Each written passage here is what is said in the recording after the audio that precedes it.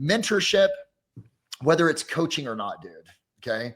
The ability to put yourself around people that are doing more than you are. Discipline comes from making small commitments, following through on those small commitments, and increasing the level of the commitments. If you can choose the clients that are going to fit your model, you have freedom in your business, right? And you're not, you have more time, you have more freedom, you have more control, right? And you feel a lot better in the process. Real estate agents, are you looking to acquire clients consistently to grow your business and income for a great lifestyle? Well, this is Dave Finale, and I'm here to bring you the Real Estate Skill Builder broadcast, Real Estate Talk TGIF, brought to you by Real Estate Skill Builder and the Modern Agent team. Actually, we're brought to you by Real Estate Skill Builder and Align these days. A little change there. I got to redo that a little bit, but you know what? I'm real excited about this broadcast and because of what I just said about Bill and our whole idea behind what we do here at Real Estate Talk TGIF is to give back, make sure we have an aha for people that they can really, go into it. Bill, before we get started, there's one really important question I ask everybody that joins this broadcast. 90% of people get it wrong. I don't know what category you're going to be in, but the question is, what does TGIF stand for? Thank goodness it's finale. Okay, there we go, man. You win. You win the prize. Absolutely. Thank you so much, man. So here we are. We got Coach Pipes. Bill, you know what? Just tell us how you got to where you G3 coaching, Coach Pipes. You're doing great things. You're helping so many agents, man. But you didn't start there. No. Man, I know your history a bit, but tell everybody how you got there. I mean, because it doesn't happen overnight, and there's a lot of trials and tribulations through it. So help everybody out with that. So I want to start with something, dude. This is number 333. Is that right? Mm-hmm. Okay. In a row. Dude, weeks in a row. I'm a big angel number fan, right? 1111, 555, 333. Like I got to lean into this for a second. I just pulled this up. What does 333 mean? It means growth, positive energy, creativity, good luck, support, and generosity. Like, what a great way to start the call. Like, because that's just who I know you as, man, like over all of these years. So I think it's just really special. And I'm super grateful to be on number 333. Dude, I like, by all intents and purposes, I should not be on this call today. Right? What's that, man? Because I was born in a small town in Southeast Texas called Kirbyville, Texas, born to a single mom. My dad wasn't around that much, hardly at all. My family my family was military. Like they were not like big entrepreneurs. They were like, play it safe, play it by the rules, which I love. Right. And by like, you sort of look at like the pathway to success and the pathway to owning companies and things along those lines. And it was not silver spoon, bro. You know what I mean? And so like a lot of people, like will use their past as an excuse. I see a lot of human beings do this, use their past as an excuse on why they can't. And mine was always an excuse on why I can. Right. And I remember being living with my dad for a couple of years in Deweyville, Texas, all 576 people. Like that was the size of the town, 576. I had a picture of a silver Porsche. My mom still has it. Like, God bless her. I love, my mother's a badass woman, just incredible. She still has the picture, the poster, like of the silver Porsche. I said, one day I'm going to have that, dude. 3 silver Porsches. Like it's sort of funny, man. Every Porsche I have is freaking silver, right? Like, that I've gotten. Oh, yeah. There's like a reason behind that, right? I got one in my garage right now that is just beautiful and gorgeous. But, I remember there was always this strive and this desire for more. And it wasn't more money. It was a level of excellence that I was committed to living my life, whether it was playing football, whether it was school, and where I wanted to graduate in my class. There just always was a commitment to excellence. And as I began to study, and I began to actually, in fact, this is the first audio program that I ever got. My mom like sold these, or she was gonna sell them, and she got them. And she was always, I think, we all know, my mom was like, the entrepreneur that never was, right? When I say that, I mean, there was always this new idea and always this thing and, this multi-level marketing, and she was a real estate. You got into real estate for a bit, but the thing that she did for me that was invaluable, she taught me work ethic, because I watched her work 2 to 3, like she's a single mom as the only child. I watched her work 2 to 3 jobs to be able to actually give me the ability to be able to actually have what I had. But she introduced me to this right here, which is, this is the personal success planner. There's 2 different ones. The other one's a goal setting from a company called Success Motivation Institute out of Waco, Texas. And as sort of a latchkey kid when I was growing up, right, very young at 12 or 13, she got these and I opened it up and it came with like a cassette player, right? Just so you guys can see what these are.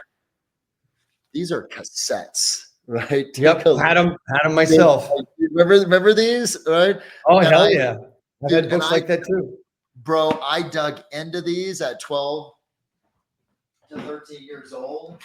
Put that down there. And I've kept those wherever it is that I go. Those are, I don't know, how old am I now? 53. So I got those at 12, 13. So how old is that? 40? That cassette tape is 40 years old.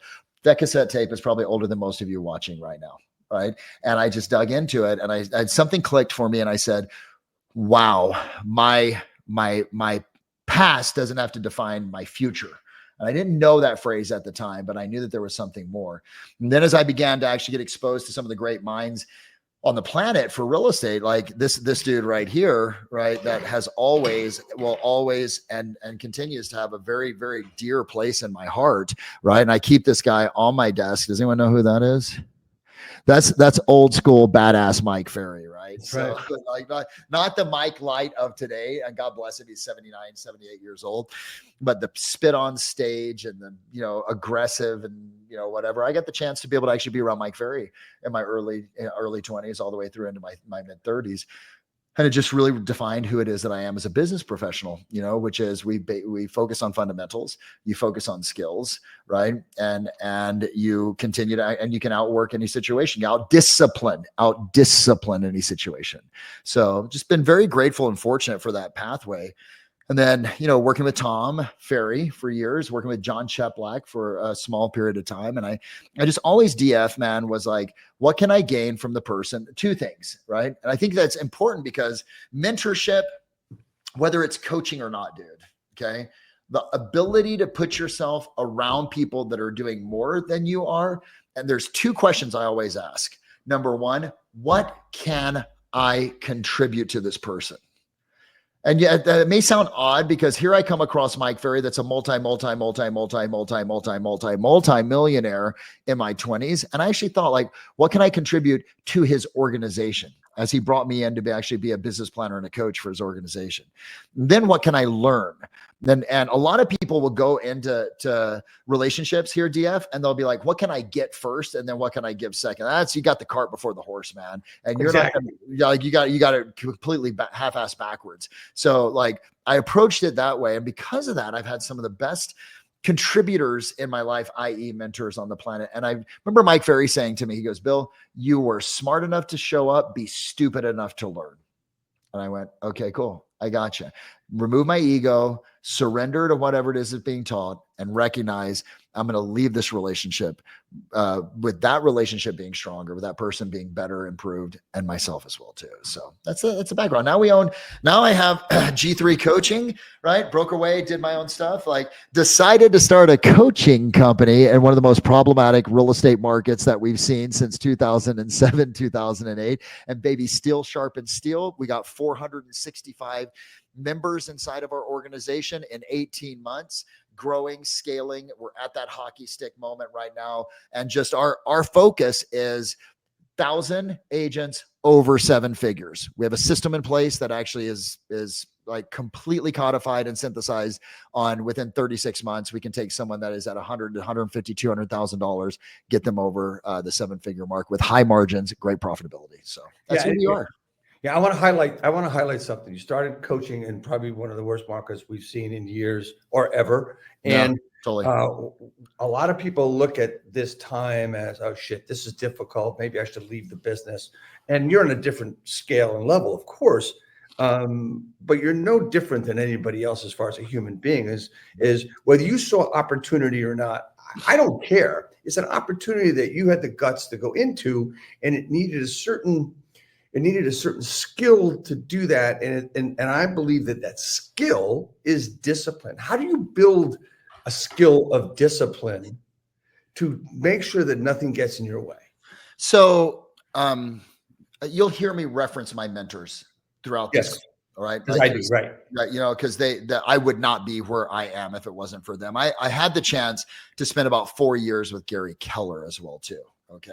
And one of the things I learned from Gary Keller is, and I remember him saying it to me in that great Southern freaking Texas accent, Pops, man, you got to start small to go big. Right. And when I look at, and whether it's Keller, Huberman, right, Hermosi, right, some of these great minds that are in the space of personal growth and development and entrepreneurship, I believe discipline comes from making small commitments, following through on those small commitments, and increasing the level of the commitments. Let me explain that. A lot of times, if I'm coaching somebody here, DF, that is like, hey, I want to get good. And keep in mind, right now, I have the privilege of coaching, like the average person that is my personal client earned $2.76 million or what they're pacing this year.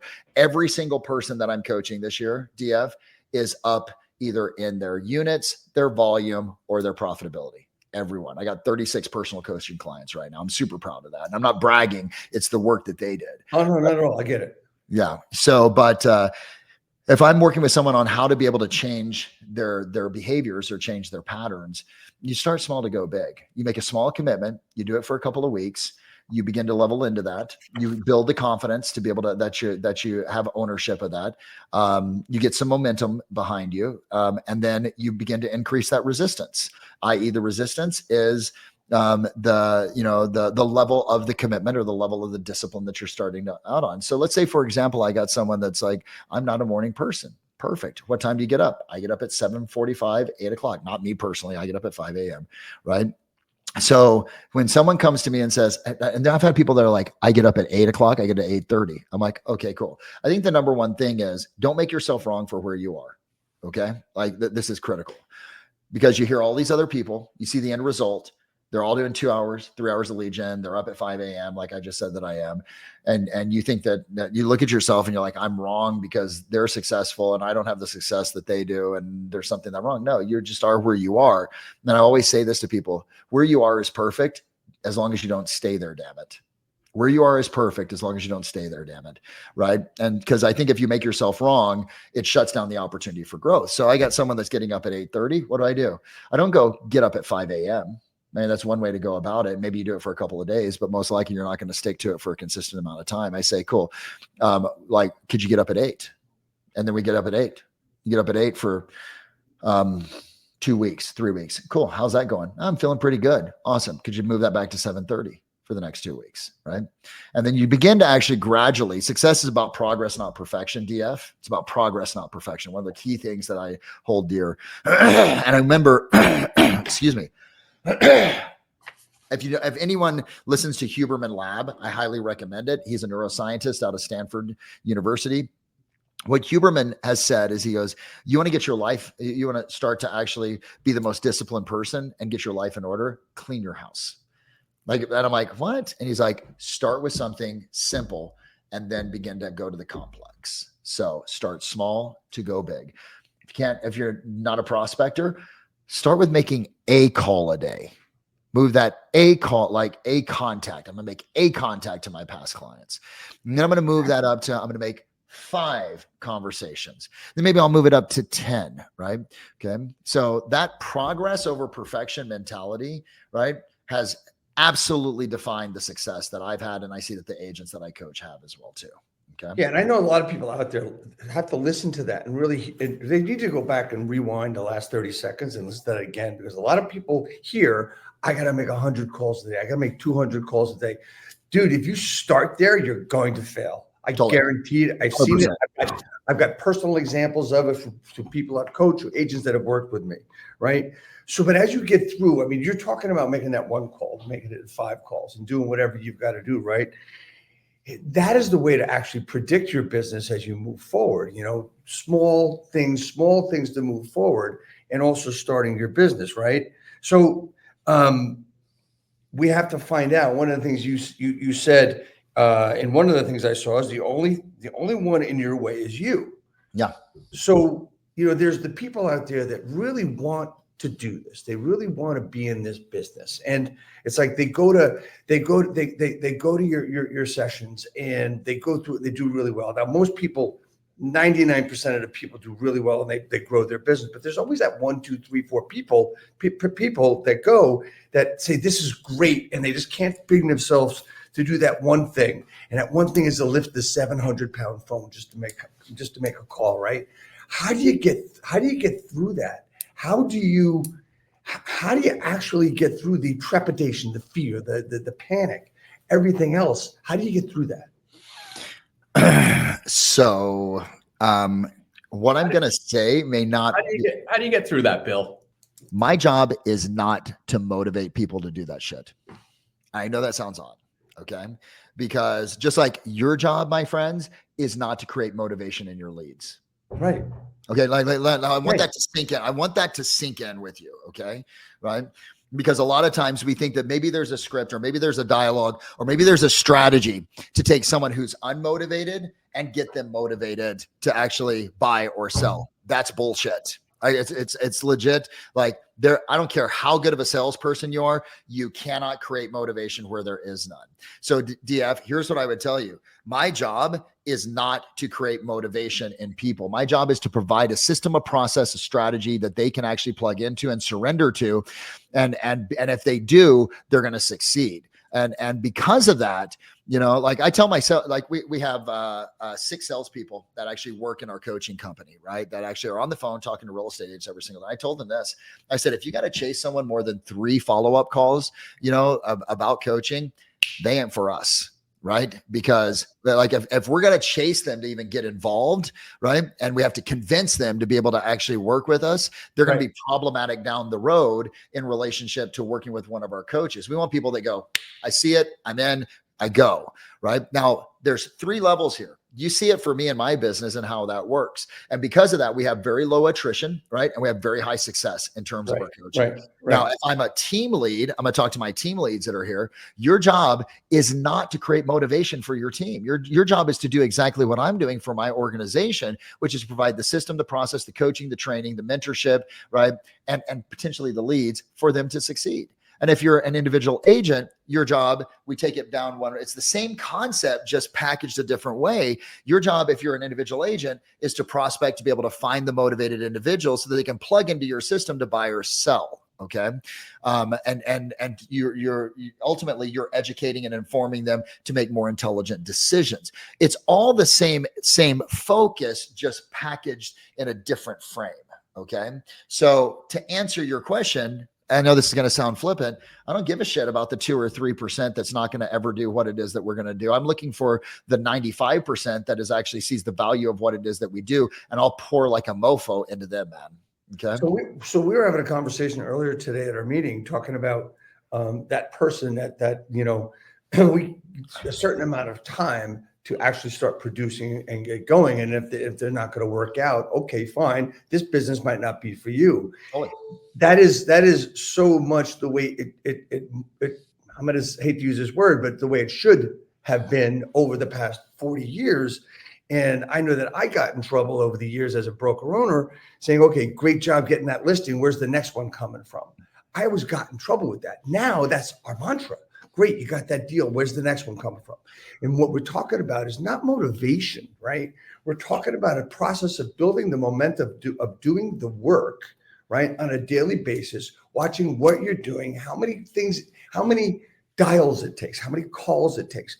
What are you practicing? Are you prepared? All this other stuff. And are you building a discipline, as you said, to change it from going from 8:30 to 8 o'clock to 7:30, right? So we can build a thought process of momentum, which is probably more powerful than anything else. Would you agree with that? I would. In fact, I'm going to write 2 words down here. I'm infamous for my white paper and my big black pen, right? Like that's my PowerPoint. the systems that you run, the standards that you hold yourself or your team to, and the skills that you have developed, period. It's the cornerstone for G3, right? Okay. If you are not taking time to build your skills, right? This is a skill-based market. I don't care, DF, what anybody says. And your skills to be able to have very relevant, valuable conversations that provide value and information to your past clients and sphere, to the leads that you're talking to on a listing presentation with the buyer consultation, your ability, because for me, selling is providing value. I teach a very unique DF selling style that nobody else does. It's called education-based, data-driven selling. Okay. That you prospect, listen carefully to me, guys. You prospect to find the motivated. Then you follow up to educate the motivated. And you do that over and over again with your follow-up calls so that they can make a decision based upon their level of motivation and the risk adversity they have based upon the market. Okay.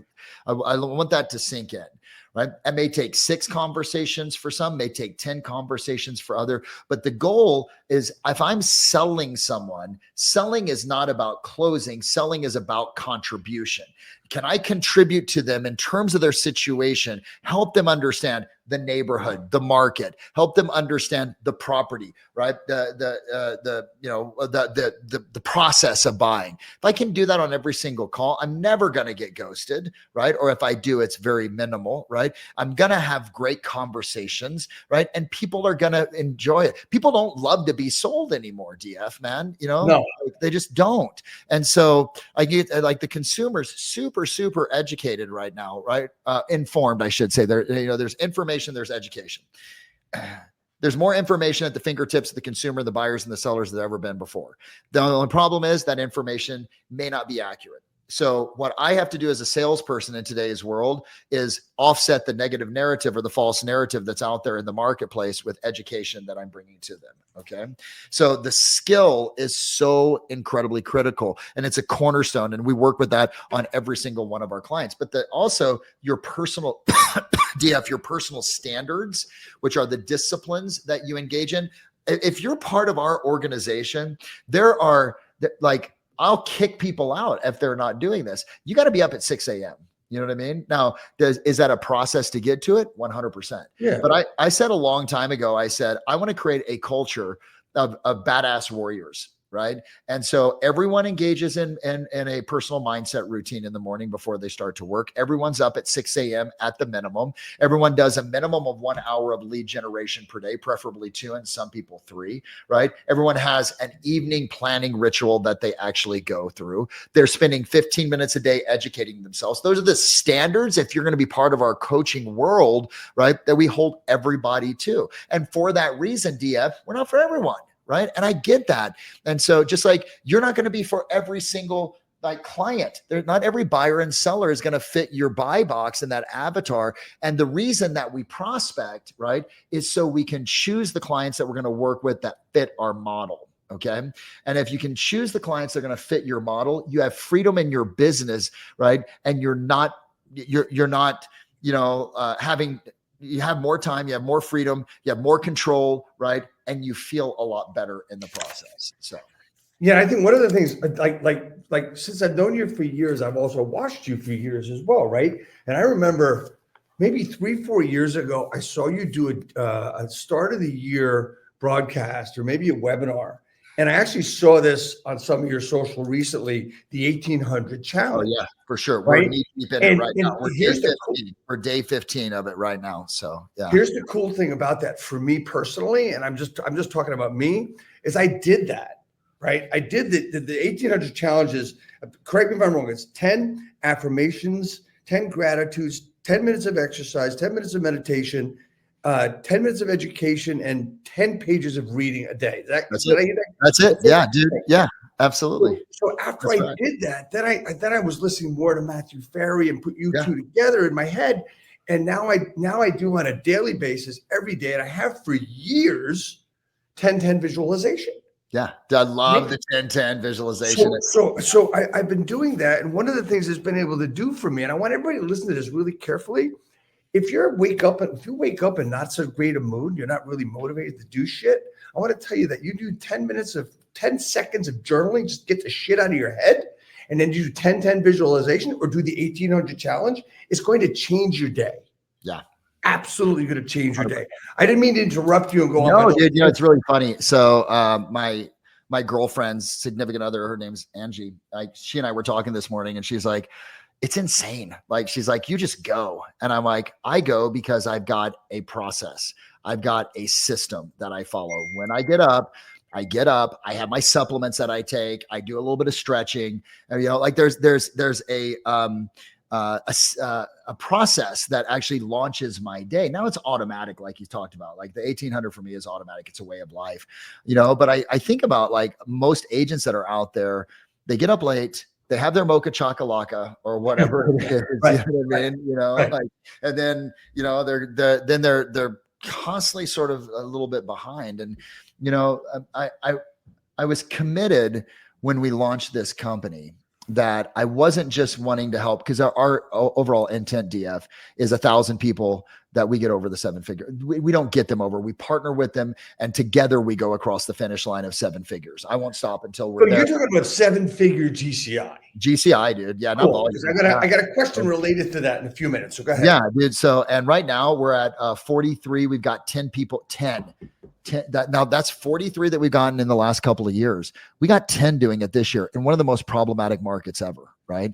And so that tells me, like, when I looked at it and I said, why is there such a big hockey stick moment? It's because we codified the system.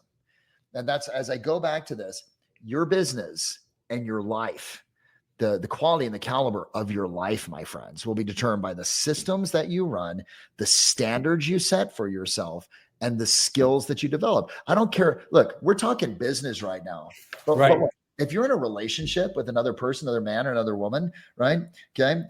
Then the system you have, there's a system to having a great relationship. Is there not, DF? 100%. Like Angie and I were talking about this today. She's like, cool, Friday night, date night. She's like, we're like, nobody else. Tomorrow we hang with friends. Tonight we hang with each other. That's a system. You know what I mean? My kids, I do, like with Sophia, I get up, in the morning, make sure she's up, right? We have a conversation in the morning.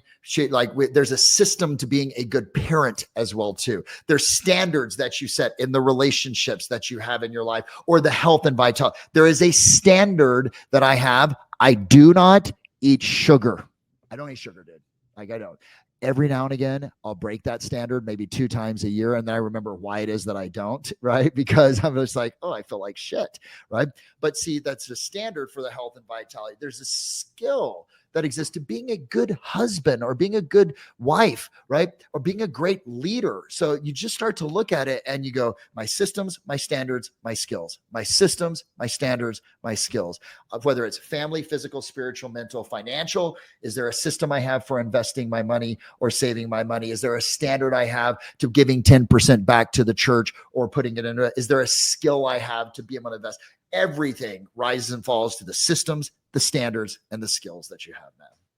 Hell yeah. I mean, it's just, I mean, shit, it's everything, right? Yeah. It's everything. I mean, my day is a system, right? I mean, I'm up at 4, not 5, because I need that extra time to really get into what I want to do. You know what? I mean, I believe that my physical body is the most important thing for me these days as I get older, and I need to be more agile. I need to be more cognizant of the fact with whatever I do to my body, right? And of course, the things that as you get older, what affects your body more than anybody else. Okay, so I said I had a question for you about 7. Really, really quick, dude. I want to jump on something here, okay? This is, and the reason that I'm bringing this up is because you said 4 o'clock, right? Okay. Yep. And I'm 5 o'clock. Right. And when I hear that, something happens in me where I'm like, wow, maybe I should challenge myself a little bit more. Okay. And this is really important for all of you.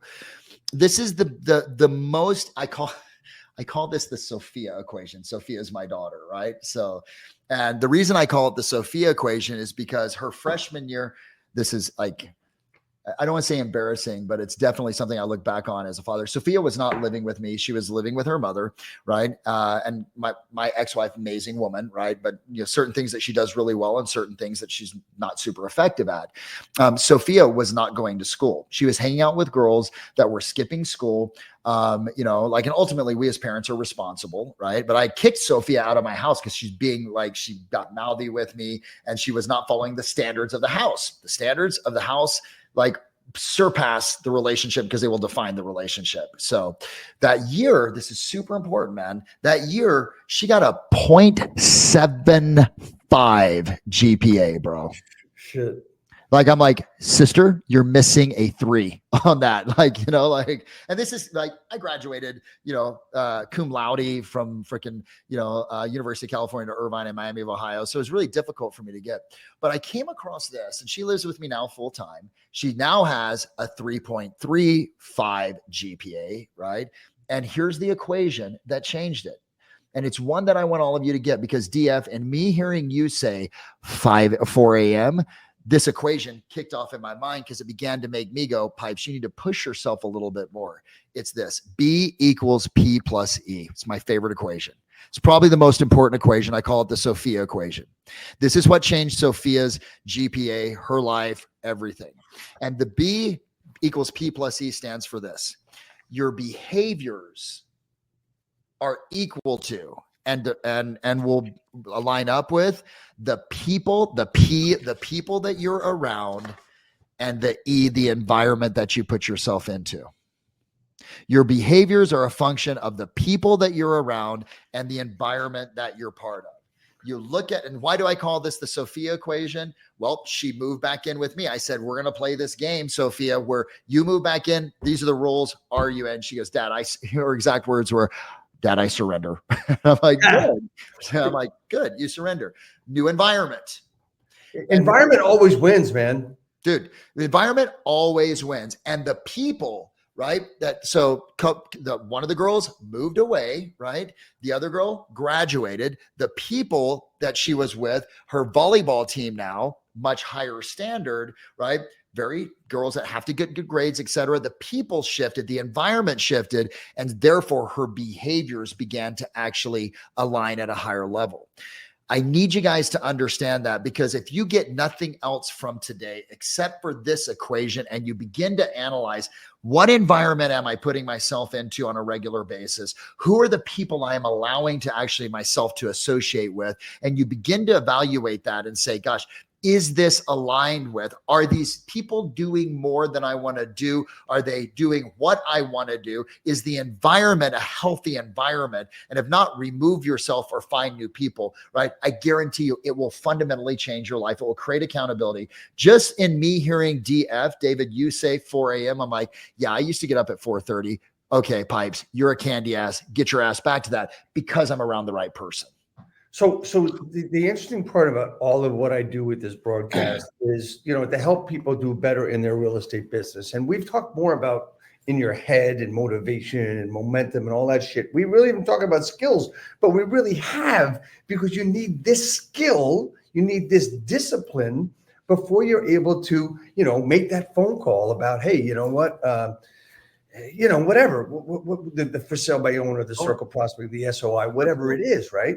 Okay, so I want to get back to Bill Pipes and 7-figure selling. What's the difference between a 6-figure seller and selling and 7-figure selling? What's the difference in that agent? What's the difference in that human being? What's the difference in a process, a system, the skills, the standards? What's the difference? Honestly, it comes down to four things: AMPR, AMBR, PMBR, PMPR. This is a cornerstone for anyone that's in our organization. There are 4 days within a day.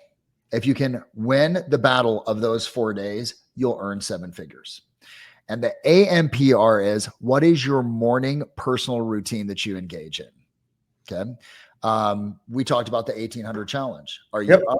Are you up? Do you do some type of a work? Are you putting yourself, here's what the AM, that it's called AMPR, your AM personal routine.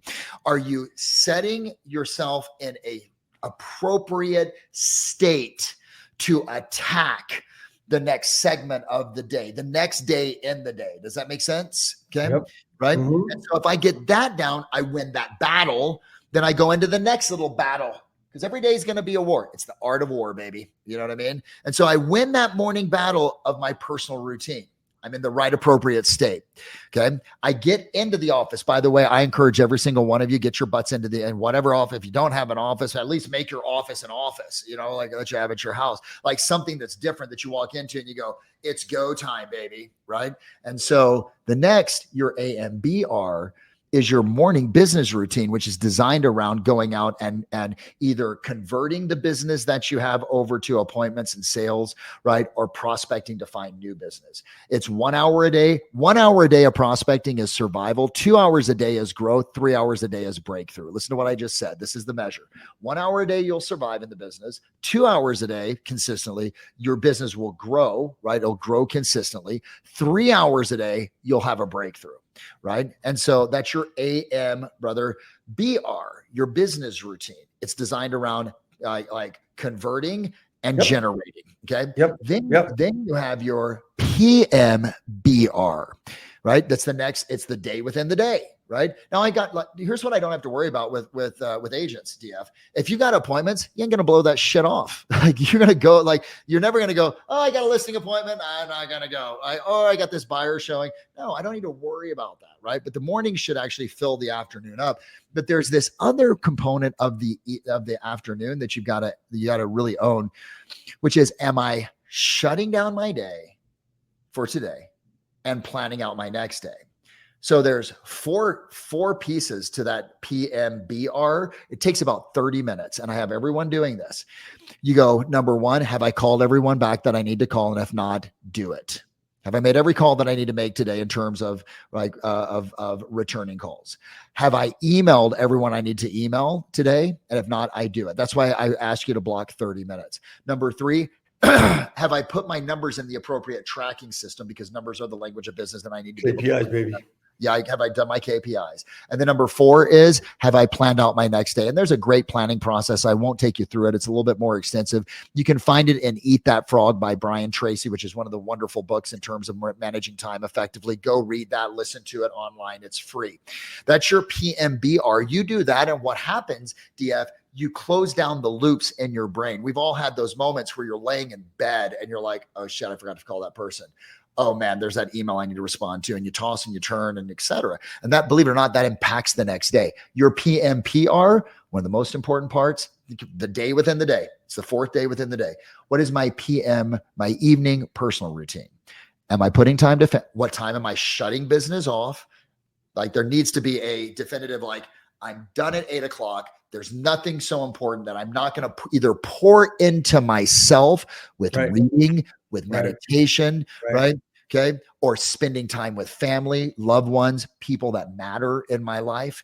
I've got to have that definitive line in the sand that says, I love my business, but I'm building my business to fund my life. I better live my life as well too. And the PMPR is, what time do I go to bed? What time do I stop eating? When do I turn off digital? When do I stop watching TV? Right? All of that is so critical, because that portion, DF, sets you up for AMPR the next morning. If you screw up your PMPR, it'll mess up your AMPR, and then you won't have that. It begins to feed upon itself. Yeah. That's how you get to 7. I know it sounds crazy. It's that simple, dude. Yeah, and I want people to realize that one of the most important things, one of the things that I work on with agents every day, all the time, is I talk about their schedule and what they're doing, what time they're getting up, their whole routine, right? You just talked about.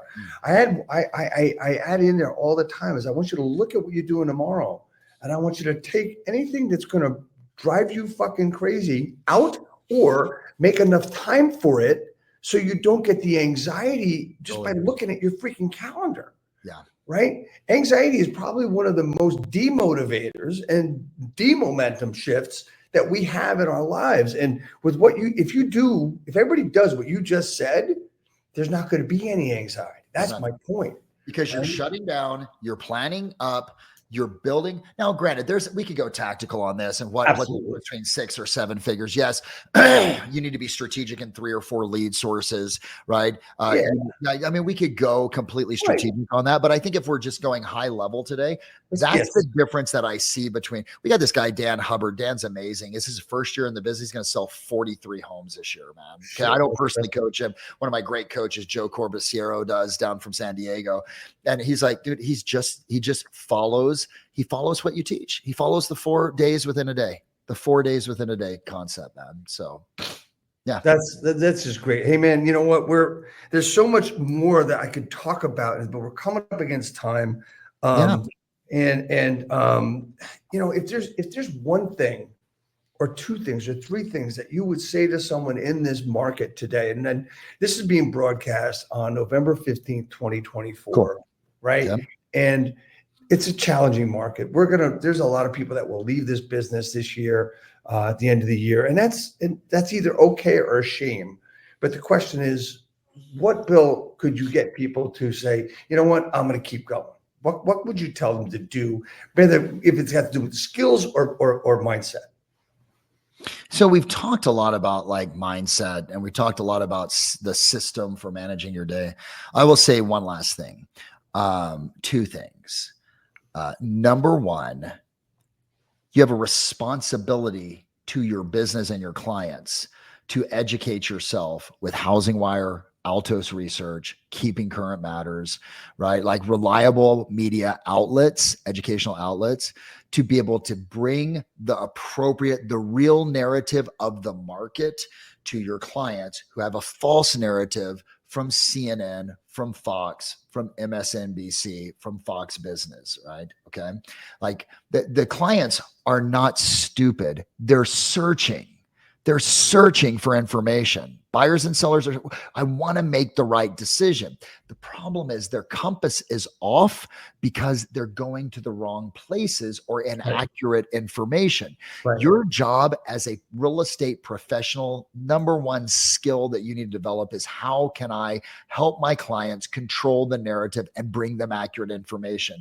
And you will come up with the right objection handlers, the right dialogues. We have them. You find them at G3 Coaching or CoachPipes.com, wherever it is that you go. Or you can go find them at Mike Ferry. You can find great scripts at Tom Ferry. You can find them at Brian Buffini. I don't give a shit where you go. Just go someplace and grab dialogues. You know what I mean? And then, but my belief is that we owe it to our clients to give them the appropriate narrative of what is actually going on in the market. Because here's what I found. An educated and motivated consumer will always make more intelligent choices. Okay.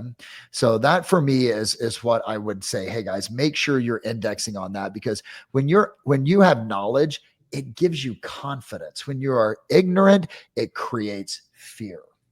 Number 2, in the end, and I say this to every single one of our clients, and I'll say it to all of you right now as well too.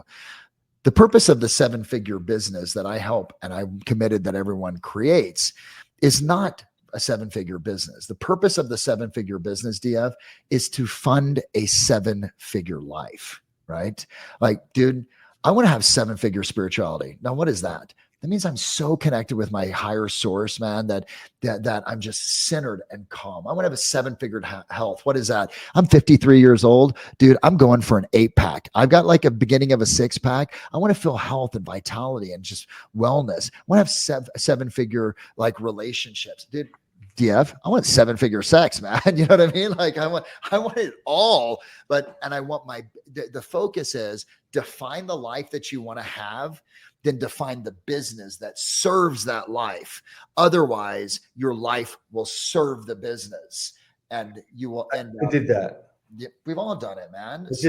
I did that. I mean, you know, just it's sometimes as you build momentum and you're doing things, things happen. Like for instance, I started this year at 21% body fat. I said, I want 18, right? I got tested yesterday. I'm 16. Let's go, baby. You know, and I said, what?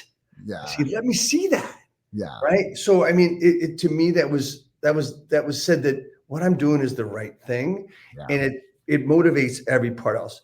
Bill, I want to thank you so much for coming on today. Look, guys, his information is here at Coach Pipes on Instagram, his g3coaching.com. Look, you've got an event coming up in January.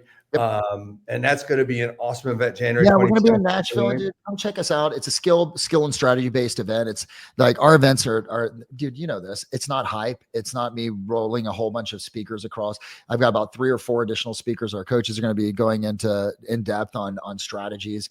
We're going to be teaching you scripts, dialogue, strategic solutions to your business, man. It's boots on the ground and in the grass type of stuff. So we'd love to see you there, man. And if not, just stay plugged into us. You know, hopefully something we say, something we do, something that you hear from me or any of the coaches that we have has an impact on you. And that's the most important thing. Whether we ever see you at an event or not, which we'd love to, you ever get involved with us with coaching, which we would love as well too. But more importantly, we hope that what we're doing has an impact positively on your life. And thank you, David, for having me on this, man. Oh, you're welcome, man. Hey, look, I've been at your events. I mean, you're actually doing the work, guys, in the trenches, in those seats. You're doing scripts and dialogues, and it's freaking great. Hey, Bill, I got 2 questions for you. Yeah. 1 question, 1 comment. How do I help you grow your business? You just did, dude. You know, and honestly, I think it's the most important thing, DF, is you just keep doing what you're doing, man, because the more that you pour into the rest of that you do and I do and Sakura and Ferry, the 2, Tom, Mike, Cheplack, the more we continue to do what it is that we do, the more we raise the bar on the environment of real estate, right? And so that environment changes and people will actually rise to that environment. So just keep doing what you're doing, man. I just wish we had more time. But anyway, here's the hat, man. The hat's coming your way. You're going to get a great one this time. It's going to be great. So next week, everybody, we've got a really interesting human being, Shayla Gifford, coming on. She is a loan officer that does things differently, does things her own way. She's going to be awesome. You got Bill's information here. Bill, thank you so much. Stay on for 1 minute after we finish. Everybody, we'll see you next week with Shayla. Thanks, guys. Hit it.